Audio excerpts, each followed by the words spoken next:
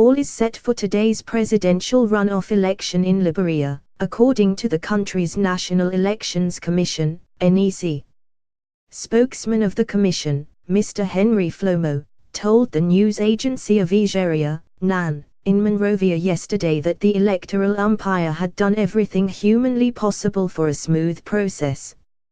He said the commission had fully carried out the Supreme Court's directives on the exercise, including cleaning up the voter register and publishing it at polling centers across the country.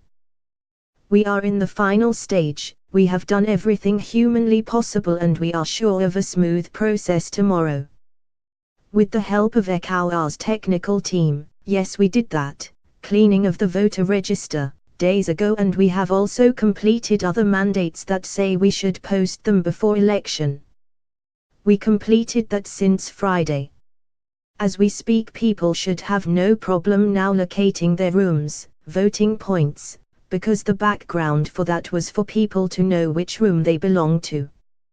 One of the issues in the first round of elections on October 10 was the inability of many voters to locate their right voting points because the voters' register was not displayed ahead at polling centers ahead of the exercise as required by law.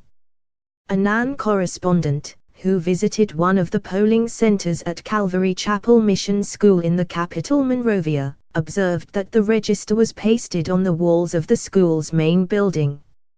On November 1, the Supreme Court of Liberia halted preparations for the runoff earlier slated for November 7 to hear complaints filed by the presidential candidate of the opposition Liberty Party, LP.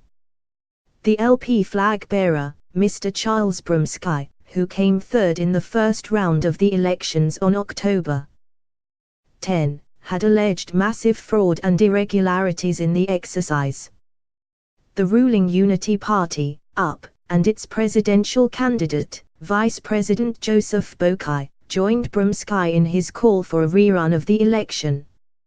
Ruling on the case on December 7, 2017, the Apex Court acknowledged there were irregularities in the October 10 polls as alleged by the complainants.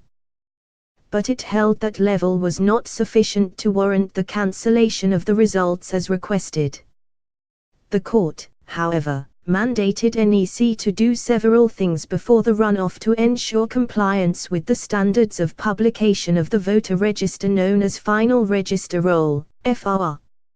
It ordered the Commission to clean up the FR to ensure that multiple names of identification numbers were removed from the FR. NEC was also ordered to make the FR available in hard copies to all election magistrates and polling places across the country, as well as prevent those whose names are not found in the FR from voting. The Commission spokesman said that less than 90 names were taken out of the FR in the cleanup. Not many names, just few, very few, less than 90 names were taken out because that was part of the Supreme Court mandate that we remove names that have multiple numbers. But we didn't remove all of them. Some were maintained and given new cards.